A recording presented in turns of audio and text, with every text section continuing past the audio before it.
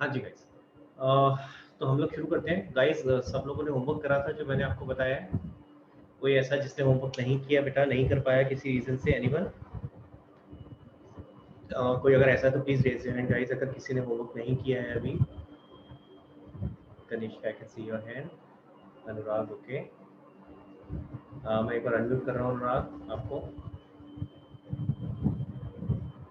हाँ Anurag, Anurag can you hear me? Yes अनुराग,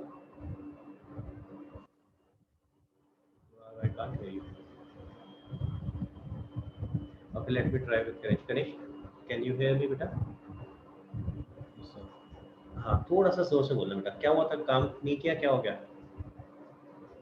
ऐसा कोई जेन्युइन रीजन नहीं था, मतलब मैं सर में डरता तो मैं करना भूल गया, जेन्युइन रीजन नहीं था। ओके चलो, आई एम हैप्पी कि आपने खुद ही एक्नॉलेज किया कोई ऐसा जेन्युइन रीजन। एक बार मेरा कैमरा ऑन कर लेगा, थोड़ा सा मेरे लिए बेटर हो जाएगा, just to understand whom I am talking to. तो okay Kanishk, Sir? I can see you now. या Anurag, just a second, let me talk to Oh, Kanish first. So Kanish, I am happy that you acknowledged yourself कि कोई ऐसा genuine reason नहीं था, which is very difficult to do actually. आधे से ज़्यादा लोग या मोस्टली बच्चे बहाना बना रहे होते हैं। अरे सर मेरे सिर में दर्द था, ये मतलब ये ऐसे शुरू करते हो फिर कि नहीं सर जेन्युइन प्रॉब्लम थी, मैं तो बहुत कोशिश कर रहा था। Kanish, so I am happy that you acknowledged. First step to correct या rectify any situation is to first of all acknowledge it कि हाँ ऐसा कुछ हुआ है और मुझे आगे उस चीज़ पर ध्यान देना है। ठीक है, तो second thing I would suggest one thing, not only to Kanishk but to everyone. मैं ये पॉइंट इसलिए और उठा रहा हूँ क्योंकि नॉर्मली हमारा एक टेंडेंसी, एक आदत है होमवर्क को लेकर के। अनुराग, मैं एक बार आपको म्यूट पे डाल रहा हूँ बेटा। हाँ हाँ जी, तो हम लोग की एक आदत होती है बेटा। क्या आदत होती है? जिस दिन हमारी क्लास होती है ना, हम उस दिन होमवर्क लेके बैठते हैं। होती है कि नहीं होती है? अच्छा जरा देखें किस किस ने आज ही होमवर्क किया है, तो जरा रेज योर हैंड जो जो लोग कहते हैं जिन्होंने आज होमवर्क किया है। हाँ, अब देखो कितने सारे हैंड रेज होने शुरू हो गए। अठा अठा अठा अठा अठा, हाँ, लगातार बढ़ रहे हैं, अभी और बढ़ रहे हैं। बहुत अच्छा, देखो आप लोगों ने होमवर्क किया है, ये बहुत अच्छी बात है। हाँ, लेकिन अब देखो टेंडेंसी देखो, मैं जो आपको बोल रहा था अप्रोक्सीमेटली आउट ऑफ 30 15 बच्चों ने हैंड रेज किया है जो आज, आप हैंड्स डाउन कर सकते हैं बेटा जिन लोगों ने आज ही होमवर्क किया है। सो नॉर्मल टेंडेंसी नहीं तो फिर भी 50% है, वरना मैंने नॉर्मली क्लासेस में जब भी ये सवाल पूछा है तो मोर देन 70-80% बच्चे ऐसे मिलते हैं जो कहते हैं हाँ सर हमने क्लासेस जस्ट शुरू होने से पहले होमवर्क खत्म किया। So this is a normal tendency जो लोग जो you know as a student हम लोग अपना लेते हैं कि यार जब क्लास होगी ना उससे पहले कर लेंगे, which should not be there, it should be other way round. पता है क्या होना चाहिए आइडियली? जैसी आपकी ये क्लास खत्म होती है, अगर इसके बाद आपकी कोई और क्लास नहीं है, let me first assume that scenario कि मान लेते हैं अगर आपकी इसके बाद कोई और क्लास नहीं है, अगर ऐसा केस है कि आपकी इसके बाद कोई और क्लास नहीं है, then ideally you should do the homework immediately after the class. मैं ये नहीं कह रहा क्लास खत्म होते शुरू हो गए। Point is take a break if you want to take a break for 10 minutes or so, not a long break, and then try to complete your homework on the same day after the class. Reason is इससे दो फायदे होते हैं, दो फायदे। सबसे बड़ा फायदा क्या होता है? एक तो अभी आप ताज़ा ताज़ा समझ के बैठे, तो माइंड में कॉन्सेप्ट फ्रेश है। आप जैसे उसको अप्लाई करोगे तो वो कॉन्सेप्ट पक्का हो जाता है। समझ रहे हो मेरी बात? अभी तो क्या है, फ्रेश कॉन्सेप्ट है, तो जैसे ही आप अप्लाई करोगे ना तो वो पक्का हो जाता है, फिर दिमाग में बैठ जाता है। वरना क्या होगा, आप जब 2 दिन बाद उसको करने की कोशिश करोगे तो पहले तो वापस रिकॉल करना पड़ेगा, अबे यार ये बताया क्या था सर ने इसमें, है ये याद ही नहीं आ रहा ये क्या बताया था। तो 10-15 मिनट तो उसी में खराब हो जाएंगे, अननेसेसरी वो टाइम एक्स्ट्रा आपका लगा। और जो चीज़ इतनी अच्छे से सॉलिडली आपके दिमाग में बैठनी चाहिए थी उतने अच्छे से नहीं बैठी। और दूसरा नुकसान क्या होता है? दूसरा नुकसान होता है जैसे अभी उन्होंने बताया, किसने बताया था बेटा? कनिष्क, है ना? कनिष्क ने जैसे बताया था कि सिर में दर्द हो रहा था, है ना? अब सिर में दर्द 3 दिन से थोड़ी ना चल रहा होगा, क्यों कनिष्क? मैं एक बार अनम्यूट कर रहा हूँ बेटा आपको, लेट्स बी ऑनेस्ट अगेन। हाँ यस सर, हाँ कनिष्क, कब हुआ था सिर में दर्द? आज हो रहा था, आज हो रहा था ना? बट अगर यही चीज बेटा तू सोच, अगर तूने ये 2 दिन पहले कर ली होती जिस दिन क्लास थी उसी के बाद, तो ये डन एंड डस्टेड हो गया होता, यस सर। है ना? So just take a learning. I am just, देखो as a mentor, as a teacher, मैं सिर्फ आपको एक बात और बता देता हूँ, मैं सिर्फ अकाउंट्स नहीं सिखाने वाला आपको, मैं आपको लाइफ के भी कुछ लेसन सिखाऊंगा साथ साथ। As a mentor, as a teacher, it is my duty to teach that. हाँ ये अलग बात है, किसी को अच्छा लगेगा और किसी को लगेगा छोड़ना यार क्या, ठीक है ये तो आज चलता रहता है। तो it is up to you as a teacher. मैं सबको एक ही तरह से पढ़ा रहा हूँ, सबको एक ही तरीके से चीजें सिखा रहा हूँ। It is up to you कि आप कौन सी चीज आपको अच्छी लगती है और आप उसको पकड़ लेते हैं, ठीक है, और कौन सी चीज आपको लगता नहीं यार ये तो फालतू की चीजें छोड़ो। It is up to you. But मैं आपको बता रहा हूँ, अगर आप इस तरीके से चलोगे ना कि जिस दिन, और इस सिर्फ मैं अकाउंट के लिए नहीं बोल रहा हूँ, दिस इज यूनिफॉर्म। अगर आप कोई भी सब्जेक्ट है उसका जो जो भी आपकी आप ट्यूशन ले रहे हो उसकी क्लास खत्म होने के बाद अगर सेम डे सेम आपने जितना जल्दी वो खत्म कर लिया ना, मैं आपको बता रहा हूँ यू विल फील गुड। आपको खुद अच्छा लगेगा, हाँ यार अरे ये तो समझ में भी आ गया, और उसका क्या दिमाग से टेंशन खत्म कि ये काम करना है, करना तो है ही, 2 दिन बाद करना है, उससे अच्छा आज कर लो, टेंशन भी खत्म, अच्छे से समझ भी आ जाएगा। सो ट्राई इट आउट, ठीक है। जो लोग नहीं करते ऐसे, ट्राई इट आउट। अच्छा एक कोई है ऐसा जो ऐसे करता है, by the way raise your hand, जो मैंने अभी बताया कि सेम डे पे आप काम कर लो। Anybody who does it? Okay शायद I can see your hand raise, very good. Snigdha, okay great. Jasleen, very good. तो बहुत कम बच्चे हैं, तो यू कैन सी कि परीक्षा, okay I can see your hand raise. तो बहुत बढ़िया, जो लोग कर रहे हैं बहुत अच्छी बात है। But I am telling you guys, maximum लोग यही करते हैं, क्लास से पहले करते हैं, तो अवॉइड दिस। ट्राई करा करो जिस दिन क्लास हो रही है उसी दिन आप होमवर्क कर लो। चलो अब एक काम करते हैं, आगे बढ़ते हैं हम लोग। मैं किसी एक का जरा होमवर्क ले लेता हूँ, वहीं से डिस्कस करेंगे। Just a second. तो आई थिंक निशात आपने भेजा था क्या? मेरे पास कई बच्चों का होमवर्क आया हुआ है। ईशा आपका ले लेते चलो, मेरे को अभी आपका ही नाम दिख रहा है एकदम सामने, तो मैं आपका होमवर्क इसमें लगा रहा हूँ साथ में। Esha please raise the hand, हाँ, so that I can see you. Okay Esha, just a second. मेरा सिस्टम थोड़ा सा स्लो चल रहा है, so please guys you have to allow me with this, please don't mind.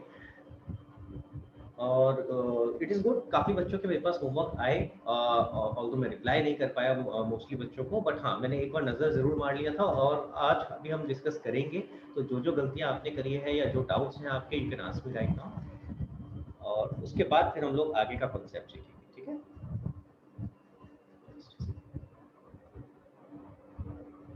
आज दोनों तरफ से प्रॉब्लम हो रहा है, आज मेरा नेट भी स्लो चल रहा है और मेरा सिस्टम भी स्लो चल रहा है, सोने पे सुहागा। हाँ जस्ट वही।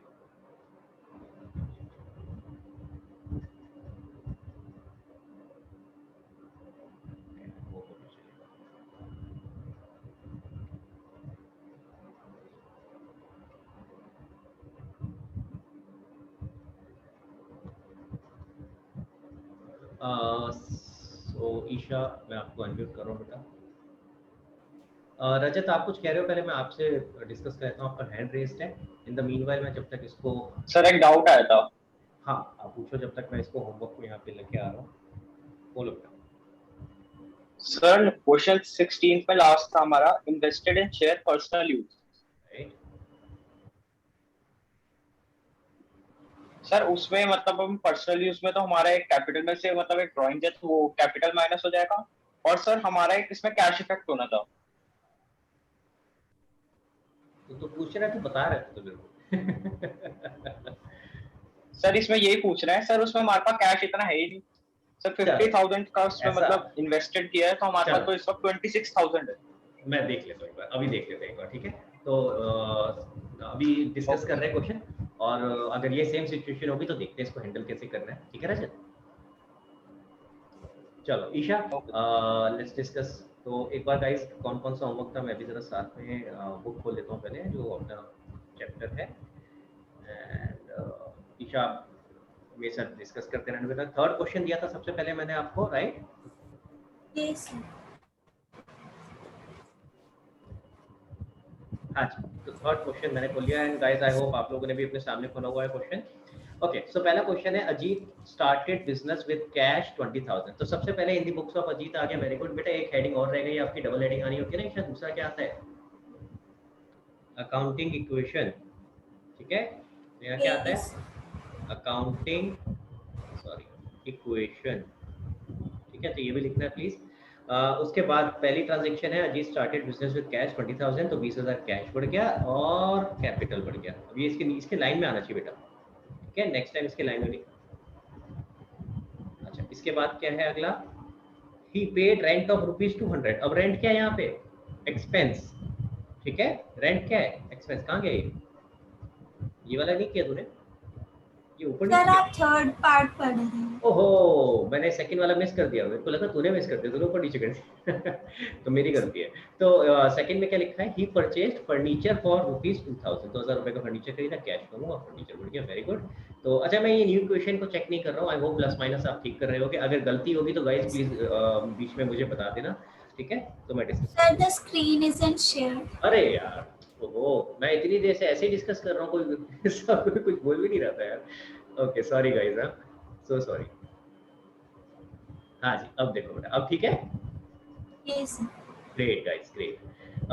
ओके, सो पहले वाला हो गया 20,000 और उसके बाद 2,000 रुपीज आपने फर्नीचर खरीदा, तो फर्नीचर बढ़ गया और कैश बढ़ गया, ठीक है। एंड उसके बाद में जो न्यू क्वेश्चन है, मैं उनका टोटल चेक नहीं करूंगा, मैं आपको कह रहा था आप प्लीज मुझे बता देना अगर कहीं गलती दिख रही हो, आपका कुछ और आ रहा हो और यहाँ कुछ और। ही पेड रेंट ₹200, तो 200 रुपए कैश में से कम हो जाएगा, और क्योंकि हमारा एक्सपेंस है कैपिटल से कम हो जाएगा, clear.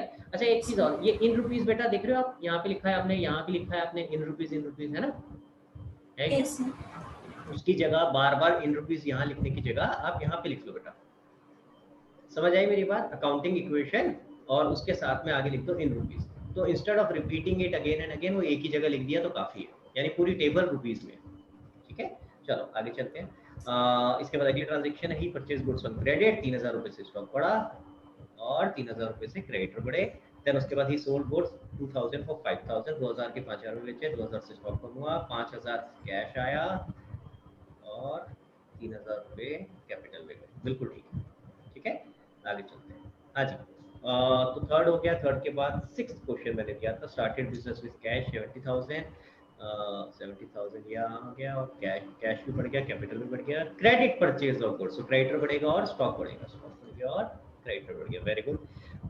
Payment made to creditor in full settlement, this is something new which was not there till now, ठीक है। तो मैं ये बता रहा हूँ, वैसे हालांकि स्पेसिफिक एडजस्टमेंट में, स्पेसिफिक एंट्रीज में हम ये सारा डिस्कस करने वाले हैं, बट स्टिल हम लोग एक बार मैं यहाँ पे आपको बता देता हूँ मोटा मोटा ये क्या है, इसका मतलब क्या है, ईशा मतलब बता सकते हो नॉर्मल इंग्लिश ट्रांसलेशन के इसका मतलब क्या, अगर मैं हिंदी में इसका मतलब बताऊं तो payment made to creditor in full settlement, full settlement का मतलब क्या होता है ईशा, एनी आइडिया? सब पूरी पेमेंट दे दी लेकिन डिस्काउंट मिला। ओके, सो फुल सेटलमेंट का मतलब होता है निपटा दिया भैया इसमें, है यानी कि 17,500 में हमने सेटल कर दिया अकाउंट, 17,500 में हमने सेटल कर, कितने देने थे, ध्यान से देखो जरा, न्यू क्वेश्चन में देखिए जरा कितना आ रहा था, क्रेडिटर कितना था, 18,000 था ना, तो हमने क्रेडिटर को देने 18,000 थे, हमने उसको सेटल कर दिया 17,500 में, ठीक है। अभी मैं थोड़ा सा एग्जांपल दे देता हूँ just to elaborate on this, no ऐसा क्यों हुआ भाई, उसने 500 रुपए हमारे क्यों छोड़ दिए। तो देखो होता क्या है, जब आप उधार पे माल खरीदते हो, ठीक है, जब आप क्रेडिट पे माल खरीदते हो, तो जो आपको प्राइस कोट करता है ना दुकानदार, वो उसी हिसाब से करता है कि भाई आपसे मैं अगर क्रेडिट पे ले रहा हूँ तो थोड़ा सा आपको प्राइस ज्यादा लगाएगा, जो कैश में खरीद रहा होगा उसको थोड़ा बहुत एक्स्ट्रा डिस्काउंट दे देगा, समझ आ रही है मेरी बात। तो अगर लेट से कोई चीज 100 रुपए की अगर वो नॉर्मल बेच रहा है क्रेडिट पे, तो अगर कोई कैश में खरीदने आएगा तो हो सकता है उसको 90 की लगा दे, ठीक है। सो पॉइंट इज, जब आप क्रेडिट पे बेच रहे होते हो तो उसमें ऑलरेडी ये चीज इनबिल्ट होती है, कोई चीज कोई भी ऐसे ही आपको क्रेडिट पे नहीं दे देगा, उसको अपना नुकसान थोड़ी ना कराएगा, उसको भी तो लिक्विडिटी चाहिए कि नहीं, हाँ, तो वो क्या करेगा, थोड़ा सा प्राइस ऑलरेडी बढ़ा हुआ आपको देगा। अब होता क्या है, अगर मान लो मैंने कोई चीज लेट से इसी एग्जांपल में लेते हैं, 18,000 रुपए में जिससे भी हमने खरीदा था, ठीक है, हमने किसी से 18,000 रुपए में गुड्स खरीदी तो क्रेडिट बढ़ गया। अब हमने उससे लेट्स अज्यूम क्रेडिट पीरियड बोला था 1 महीना, क्या हम तेरे को 1 महीने में पेमेंट कर दें, हाँ, लेकिन हुआ क्या, मेरे पास पैसे आ गए पहले, तो मैंने उससे 15 दिन बाद ही पूछा, हाँ जी पेमेंट कर दूं क्या, तो दिखता सामने वाली पार्टी क्या कहेगी, नहीं आपने तो 1 महीने बोला था, 1 महीने बाद दिया ना, तो क्या कहेगी, नेकी और पता है तेरे को क्या बोलते हैं, नेकी और पूछ पूछ, नेकी और पूछ पूछ, हाँ, ये एक हिंदी का मुहावरा होता है, यानी अरे क्या बात कर रहे हो यार, अच्छी बात है दे दो, अभी दे दो, मैं कब मना कर रहा हूँ, हाँ, तो वो क्या कहेगा, मतलब मैं क्या कहूँगा, जो पेमेंट कर रहा होगा मैं क्या कहूँगा, अरे भाई मैं तो अभी दे दूंगा लेकिन मेरा इसमें क्या फायदा, समझ में आ रही है बात। तो कहेगा अच्छा तुझे क्या चाहिए भाई, तू जल्दी पेमेंट कर रहा है, तुझे क्या फायदा चाहिए, डिस्काउंट किया, चलिए ले तू डिस्काउंट ले ले, 18,000 के बदले तू मेरे को 17,500 दे दे इन फुल सेटलमेंट, मुझे और पैसे नहीं चाहिए। समझ आ रही है बात? तो फुल सेटलमेंट का एक्चुअली मतलब क्या है कि अकाउंट क्या सेटल हो गया, क्लोज हो गया, अब हमें उसको और फर्दर कुछ और पेमेंट करने की जरूरत नहीं है। इसी चीज को दूसरे तरीके से कहा जा सकता था, payment made to creditor ₹17,500 and availed a discount of ₹500। ऐसे भी लिखा जा सकता था, ठीक है, लेकिन आपको इतना खुल के आराम से नहीं समझाया जाएगा, तो ऐसे करके दे दिया, payment made to creditor in full settlement. Full settlement का मतलब समझ में आना चाहिए आपको, यानी अब आपको फर्दर उसको कुछ और पेमेंट नहीं करनी है। तो यही फुल सेटलमेंट जो क्रेडिटर की हम बात कर रहे हैं, यही डेटर के केस में भी हो सकती है। अभी तो हम किसी को पेमेंट कर रहे हैं तो हमने अर्ली पेमेंट कर दी, ये भी तो हो सकता है हमें किसी से पैसे मिलने थे, यानी कोई हमारा डेटर था, वो जो हमने उसको कहा कि भाई हम 15 दिन पहले तेरे को पेमेंट करें, ऐसे हमारा डेटर भी तो हमें कह सकता है ना कि भाई अगर मैं आपको जल्दी पेमेंट कर दूं तो कुछ डिस्काउंट दोगे क्या। तो यही सेम चीज फुल सेटलमेंट आपकी डेटर में भी हो सकती है। समझ आ रही है बात? अब मुझे 18,000 के बदले 17,500 रुपए दिए मैंने और सेटल हो गया, तो 500 रुपए का क्या हुआ मुझे? प्रॉफिट, फायदा हो गया भाई, मुझे डिस्काउंट मिल गया 500 रुपए का, तो मेरे लिए वो क्या है? फायदा। डिस्काउंट रिसीव्ड है, मेरे लिए फायदा। क्लियर? तो जरा देखते हैं क्या हुआ। अब देखो ध्यान से, अब 99% बच्चे गलती क्या करते हैं, 18,000 में से 17,500 माइनस कर देते हैं। ये जो 18,000 हाईलाइट कर रखा है मैंने क्रेडिटर, इसमें से 17,500 माइनस कर देते हैं। 17,500 माइनस नहीं होगा, क्या होगा? 18,000 माइनस होगा। थोड़ा सा इसको ढंग से लिख देता हूँ मैं ताकि सबको दिखाई दे। ये 18,000 माइनस होगा, ठीक है? क्यों? क्योंकि क्रेडिटर पूरे खत्म, अब हमें उससे 500 रुपए नहीं मिलने। ठीक है, क्लियर हो गया? तो फुल सेटलमेंट में क्या हुआ, जो क्रेडिटर थे सारे के सारे खत्म हो गए, लेकिन पैसे आए हमारे पास, सॉरी पैसे हमने पे करे 17,500, पैसे तो कम पे करे, तो जितने पैसे पे करे उसमें से माइनस करा और 500 रुपए का फायदा। आई बात समझ में सबको? कई लोगों ने मेरे को मैसेज करके पूछा था, सर इसका क्या मतलब है या ये कैसे होगा, तो मैंने कहा था मैं क्लास में डिस्कस करूंगा। आई होप सबको क्लियर हो, जिसको नहीं हो तो प्लीज हैंड रेज कर लेना, ठीक है? तो ये आपका फुल सेटलमेंट था। फुल सेटलमेंट में याद रखेंगे, क्रेडिटर या डेटर जिसका भी फुल सेटलमेंट है वो तो पूरे अमाउंट से जाएगा, वो तो पूरा अमाउंट माइनस हो जाएगा। हाँ, लेकिन कैश आपका जितना एक्चुअली आया या पे किया उतने से आएगा, और जो प्रॉफिट लॉस होगा वो कैपिटल में चला जाएगा। चलो आगे चलते हैं। अगला क्या है, purchase of machinery for cash 20,000, तो 20,000 रुपए यहाँ से माइनस हुआ, 20,000 रुपए मशीनरी में ऐड हो गए। इससे अगला है डेप्रिसिएशन ऑन मशीनरी, कुछ नई चीज आ गई डेप्रिसिएशन। इसको मैं डिटेल में डिस्कस करूंगा लेकिन अभी नहीं, अभी मैं सिर्फ इसका ट्रीटमेंट बता रहा हूँ। डेप्रिसिएशन से होता क्या है, जो एसेट होता है उसकी वैल्यू कम हो जाती है। तो जो भी आपका एसेट है जिसके ऊपर डेप्रिसिएशन लगा रहे, किस पे लगा रहे डेप्रिसिएशन ईशा? इसमें क्वेश्चन में देखो जरा, मशीनरी पे। तो जो मशीनरी है उसमें से 2,000 रुपए कम हो जाएंगे, ठीक है? तो मशीनरी कहाँ है देखो जरा मैं, मशीनरी आपकी 20,000 की, थोड़ा टेढ़ा मेढ़ा हो गया तेरा, है ना? आई थिंक 20,000 की है। ये देखिए स्टॉक के नीचे स्टॉक ऐसे चलता रहना चाहिए, ठीक है? ये थोड़ा सा टेढ़ा इधर चला गया राइट साइड में, तो इसको कोशिश करा करो, अवॉइड करो, कि थोड़ा सा ध्यान रखो कि ये टेढ़ा ना हो, ठीक है? जितना कोशिश करोगे, जितना एक दो बार प्रैक्टिस करोगे आदत बन जाएगी। तो आपका मशीनरी 20,000 की आ रही है, 20,000 में से ये 2,000 रुपीज माइनस हो जाएंगे, ठीक है? और कोरस्पॉन्डिंगली हमारा नुकसान हो रहा है। अगर हमारे किसी एसेट की वैल्यू कम हो रही है, अगर मशीन की वैल्यू कम हो रही है तो नुकसान हो रहा है, तो 2,000 रुपए कैपिटल से भी माइनस हो जाएंगे, ठीक है? एनी एक्सपेंस या loss is to be deducted from capital. थोड़ा सा आइडिया दे रहा हूँ, डिटेल में नहीं बताऊंगा। देखो हमने 20,000 रुपए की मशीन खरीदी, हाँ हमने 20,000 रुपए की मशीन खरीदी, क्या ये हमारे हर साल 20,000 रुपए की रहेगी? अगर मैं 10 साल बाद भी देखूंगा तो भी 20,000 की है क्या? नहीं, 20 की तो खरीदी थी, तो हम यूज तो कर रहे हैं ना उसको, कुछ वियर एंड टियर तो हो रहा है। तो डेप्रिसिएशन का मतलब होता है wear and tear of asset. इतना पार्ट लिखना चाहो तो लिख लो। Depreciation means reduction in value of asset. Depreciation means reduction in value of asset due to wear and tear. wear and tear समझते हैं, जो यूज कर रहे हैं उस चीज को, तो उसकी वजह से जो उसकी वैल्यू कम हो रही है उसे डेप्रिसिएशन, ठीक है? चलो, तो ये प्लस माइनस करके नहीं दिखा रहा हूँ मैं, आई होप ये तो आप कर लोगे। बाकी अगेन डेप्रिसिएशन में अगेन डिटेल में भी कराऊंगा आगे जाके। ये कौन सा क्वेश्चन है बेटा? इसमें क्वेश्चन नंबर नहीं दिख रहा। हाँ जी, 6 तो हो गया। ये अगला इसके बाद कौन सा किया था? ये 13 था। 13 पे आ जाते बेटा। ओके, कह रहा है no sir, it is in 13, 12th है। ओके चलो 12th पे आ जाओ। कह रहा है कमेंस्ड बिजनेस विद कैश 50,000, 50,000। और तो क्या हुआ, थक गई तू? हटा दिया पर्टिकुलर्स को कॉलम? नो सर, इसमें ना छोटी कॉपी थी तो मैंने वो हटा दिया। चलो कोई बात नहीं, बट ये अच्छा ये नीचे आएगा बेटा, ये भी देख ऊपर लेके चली गई तो कैपिटल में ऊपर लिख दिया। अच्छा एक चीज और बेटा, न्यू इक्वेशन के नीचे लाइन नहीं आती, न्यू इक्वेशन के ऊपर आती है। आप नीचे लाइन खींच रहे हो, न्यू इक्वेशन जब भी लिख रहे हो उसके नीचे खींच रहे हो, उससे ऊपर आएगी, तो यानी यहाँ आएगी लाइन, यहाँ लाइन आएगी, ठीक है। छोटी सी चीज है लेकिन इसको थोड़ा सा ध्यान रखना अभी बात। पेड इनटू बैंक, 10,000 रुपए पे करें बैंक में तो बैंक बढ़ गया और कैश कम हो गया, बहुत सही है। Purchase goods for cash 20,000 and credit 30,000, तो 50,000 रुपए के टोटल गुड्स आए, क्योंकि 20,000 कैश में गए तो कैश माइनस हो गया और 30,000 से क्रेडिट हो गया, बिल्कुल ठीक है। Sold goods for cash 40,000 costing 30, तो 30,000 के गुड्स 40 में बेचे तो 10,000 का फायदा, 30,000 से स्टॉक कम हो गया, 40,000 कैश बढ़ गया और 10,000 रुपए कैपिटल में। रेंट पेड 500, तो 500 रुपए कैश में से गए और एक्सपेंस है तो इसलिए कैपिटल से माइनस हो गया। रेंट आउटस्टैंडिंग 100, ये मैंने नहीं कराया अभी, अगेन इसको छोड़ दो यार। रेंट आउटस्टैंडिंग का क्या होगा, बाय द वे मैं चेक कर लेता हूँ आपने ठीक किया कि नहीं। रेंट आउटस्टैंडिंग है 100 रुपए, तो एक्सपेंस बुक कर दिया आपने और साथ में रेंट आउटस्टैंडिंग एक लायबिलिटी लिख दी। आपने करा सही है, मैंने कराया नहीं है तो बहुत अच्छी बात है। अगर आप अपने आप ही समझ पा रहे हो, आपने फुल एंड फाइनल सेटलमेंट भी अपने आप अपने से समझ लिया था, इट इज़ वेरी गुड। तो जो लोग अपने आप ये सही कर पाए बहुत अच्छी बात है। मैं कई बार क्वेश्चन ऐसे देता हूँ जानबूझ करके जो अभी तक कराया नहीं है डिस्कस, तो उसको छोड़ के मत आ जाना बिल्कुल भी, ट्राई जरूर करा करो जैसे इन्होंने किया, तो पता चलेगा ना कि आपने ठीक सोचा था या नहीं सोचा। तो कभी उसको छोड़ मत देना, कोई भी चीज़ नई सी लगे आती नहीं है तो छोड़ दिया। आगे मैं डिस्कस करूंगा अभी इसको। आगे चलते हैं। बॉट फर्नीचर 5,000 ऑन क्रेडिट, तो 5,000 रुपये फर्नीचर बढ़ा और 5,000 रुपये से एक लाइबिलिटी बढ़ गई जिसका नाम हमने दे दिया वेंडर। और bought refrigerator for personal use, तो आपने एक रेफ्रिजरेटर खरीदा पर्सनल यूज के लिए, तो 5,000 रुपये हमारे पास से गए और रेफ्रिजरेटर नहीं आया हमारे पास, क्या हो गया, ओनर लेके चला गया, तो यानी कि कैपिटल से कम हो गया। This is like a drawing, clear. Purchase motorcycle for cash 20,000, तो 20,000 रुपये से अब ये हमारे पास आ रही है, तो एसेट में एक मोटरसाइकिल बढ़ जाएगी या व्हीकल बढ़ जाएगा और 20,000 रुपये कैश कम हो जाएगा।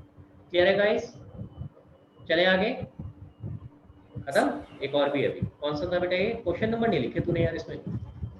सर लिखा वो फोटो में नहीं आया, इमेज इसमें कहाँ गायब है, इसमें कहाँ से आएगा, ये तो यही लिखेगी ना वो क्वेश्चन नंबर। कौन सा बेटा ये 16th है। चलो 16 पे आ जाते हैं गाइस।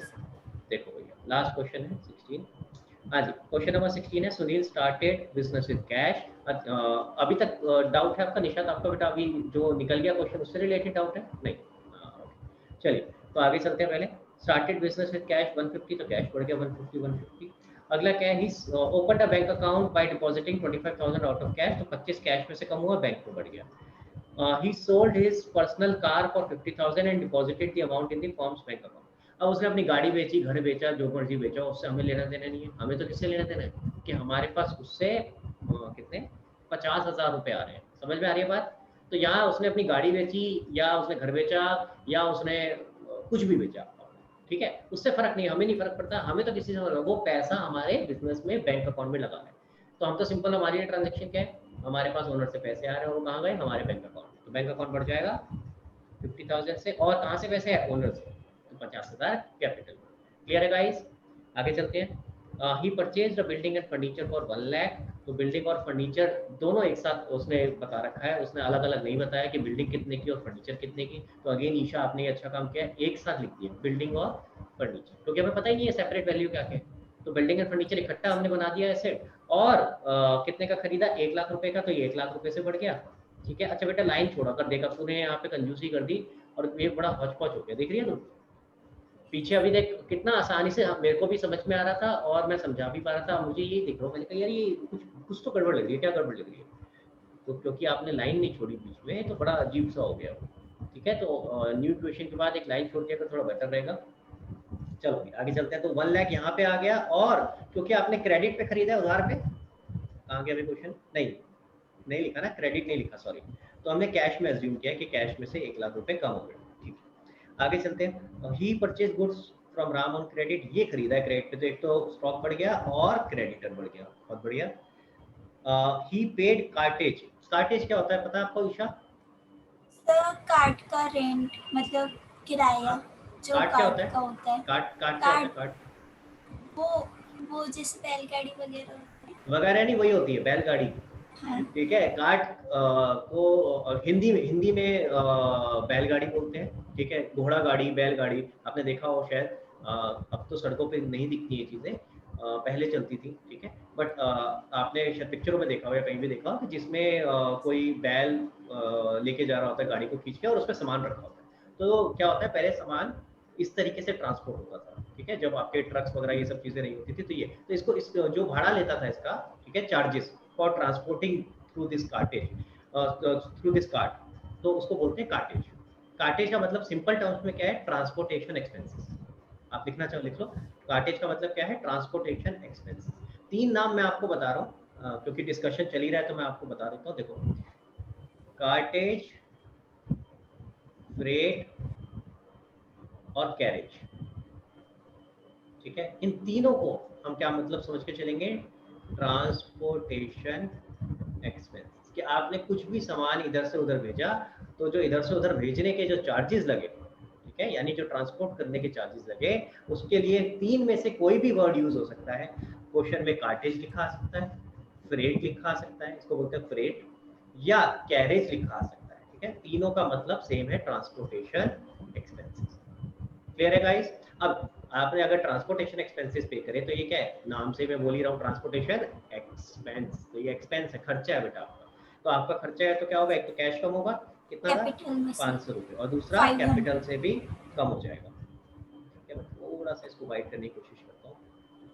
हाँ जी, इसके बाद क्या अगला, he sold to Shyam on credit goods costing 6,000 for 9,000। 6,000 के गुड्स 9,000 में बेचे श्याम को, तो उधार पे बेचे आपने ये। 6,000 स्टॉक से कम होगा, 9,000 से डेटर बढ़ जाएगा, बहुत बढ़िया, और 3,000 का फायदा कैपिटल में जाएगा। रिसीव्ड रेंट फ्रॉम टेनेंट, हमें रेंट मिल रहा है तो ये हमारे लिए इनकम है। अगर हम पे कर रहे होते तो ये एक्सपेंस है, ठीक है। तो हमें रेंट मिल रहा है तो इनकम है कितना, 1,000 रुपये। तो एक तो कैश बढ़ गया और दूसरा फायदा हो गया, कैपिटल बढ़ गया। Receive security deposit from tenant, अब ये क्या हो गया, सिक्योरिटी डिपॉजिट इस केस में लायबिलिटी। आपको याद होगा, ये सारा सिनेरियो में करा चुका हूँ, आपको पता होना चाहिए।